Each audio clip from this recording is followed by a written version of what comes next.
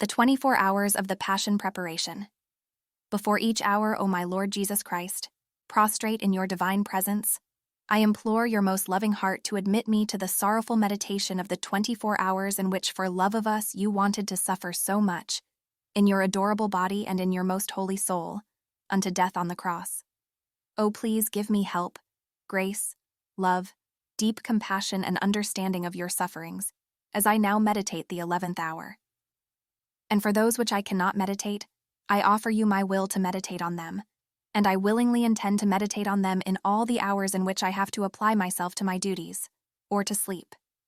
Accept, O merciful Lord, my loving intention, and let it be beneficial for me and for all, as if I effectively and in a saintly way accomplished what I wish to practice. Meanwhile, I give you thanks, O my Jesus, for calling me to union with you by means of prayer. And to please you more, I take your thoughts, your tongue, your heart, and with this I intend to pray, fusing all of myself in your will and in your love. And stretching out my arms to hug you, I place my head on your heart and I begin. 11th hour, from 3 to 4 a.m. Jesus in the house of Caiphas.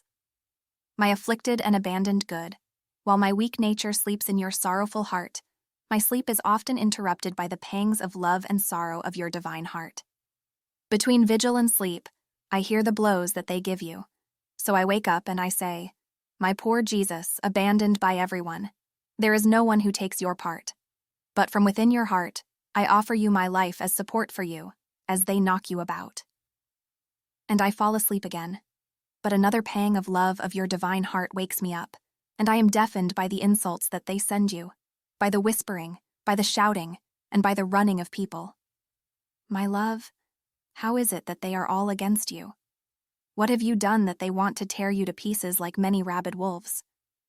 I feel my blood freeze in hearing the preparations of your enemies, and I tremble and am anguished thinking of what to do in order to defend you. But my afflicted Jesus, keeping me in his heart, squeezes me more tightly, and says to me, my child, I have done nothing wrong and I have done everything. Mine is the crime of love, which contains all sacrifices, and love of immeasurable cost. We are still at the beginning. Remain in my heart. Observe everything. Love me. Be silent, and learn. Let your ice-cold blood flow in my veins so as to refresh my blood which is all in flames. Let your trembling flow within my limbs, so that, being identified with me, you may be strengthened and warmed in order to feel part of my pains, and you may also acquire strength in seeing me suffer so much. This will be the most beautiful defense that you can make for me. Be faithful to me, and be attentive. Sweet love of mine, the clamor of your enemies is so intense and so great that I can no longer sleep. The shoves become more violent. I hear the noise of the chains with which they bound you, and so tightly as to make living blood ooze from your wrists, with which you mark those streets. Remember that my blood is in yours, and as you shed it, mine kisses it, adores it and repairs it. May your blood be light to all those who offend you at night, and a magnet to draw all hearts around you, my love and my all. While they drag you, the air seems to be deafened by shouts and whistles. And you arrive before Caiphas. You are all meek, modest, humble. Your sweetness and patience is such as to terrorize even your enemies, and Caiphas, full of rage, would want to devour you. Ah, how well can innocence and sin be distinguished? My love, you are before Caiphas as the most guilty in the act of being condemned. Indeed, Caiphas asks the witnesses what your crimes are. Ah, he should rather have asked, what is your love? And some accuse you of one thing, some of another, speaking nonsense and contradicting themselves. As they accuse you, the soldiers who are near you tear your hair and unload horrible slaps on your most holy face, such as to resound through the whole room. They twist your lips. They hit you, while you remain silent and suffer. And if you look at them, the light of your eyes descends into their hearts, and unable to sustain it, they move away from you. But others take their place to make of you a greater slaughter. But in the midst of many accusations and offenses, I see you pricking up your ears and your heart beats strongly, and is about to burst with pain. Tell me, my afflicted good, what is it? I see that your love is so great that you anxiously await what your enemies are doing to you, and you offer it for our salvation. And in total calm, Your heart repairs for slanders, hatred, false witnessings, and for the evil done to innocents with premeditation. And you repair for those who offend you upon the instigation of leaders, and for the offenses of the ecclesiastics. And while I am united with you, following your own reparations, I feel a change in you, from a new sorrow never before felt. Tell me, what is it? Share everything with me, O Jesus. Child, do you want to know? I hear the voice of Peter who says he does not know me. Then he swore, and then again he perjured and anathematized of not knowing me. Oh, Peter, what? You do not know me? Don't you remember with how many gifts I filled you?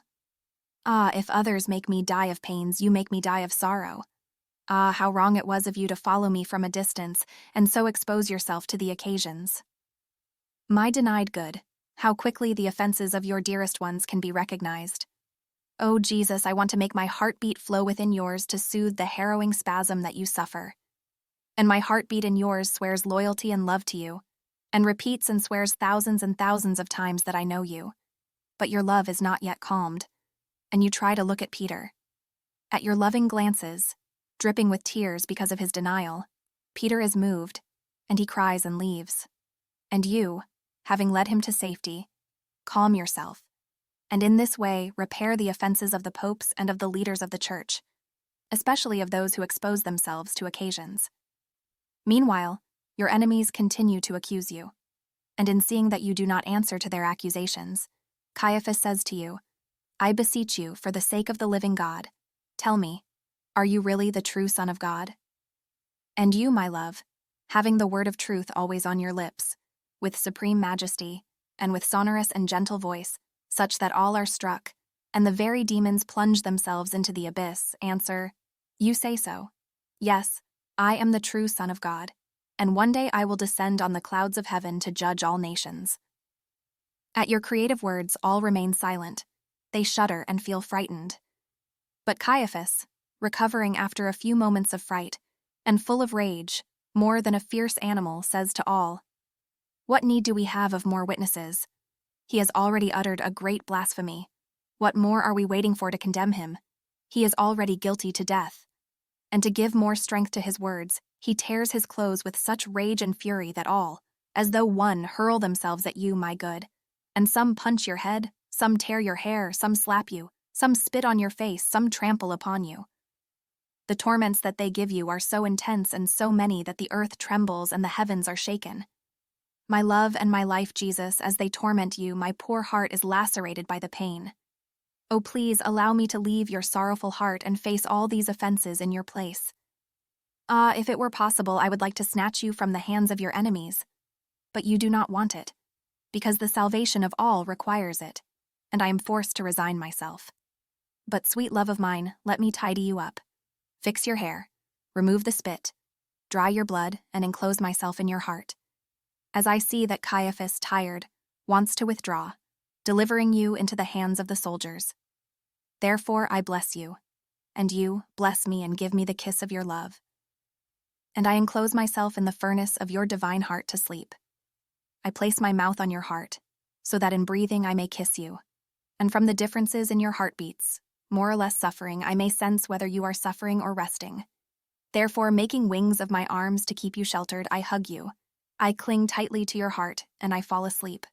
Thanksgiving after each hour. My lovable Jesus, you have called me in this hour of your passion to keep you company, and I have come. I seemed to hear you praying, repairing and suffering, in anguish and sorrow, pleading for the salvation of souls in the most touching and eloquent voices. I tried to follow you in everything, and now, having to leave you for my usual occupations, I feel the duty to say to you, thank you, and I bless you. Yes, O Jesus, I repeat to you, thank you, thousands and thousands of times, and I bless you, for all that you have done and suffered for me and for all. I thank you and I bless you for every drop of blood you shed, for every breath, for every heartbeat, for every step, word, glance, bitterness, and offense which you endured. In everything, O my Jesus, I intend to seal you with a thank you, and an I bless you. Please, O Jesus, let my whole being send you a continuous flow of thanks and blessings, so as to draw upon me and upon everyone the flow of your blessings and thanks. Oh, please, O Jesus, press me to your heart and with your most holy hand seal every particle of my being with your, I bless you, so that nothing other than a continuous hymn to you may come from me.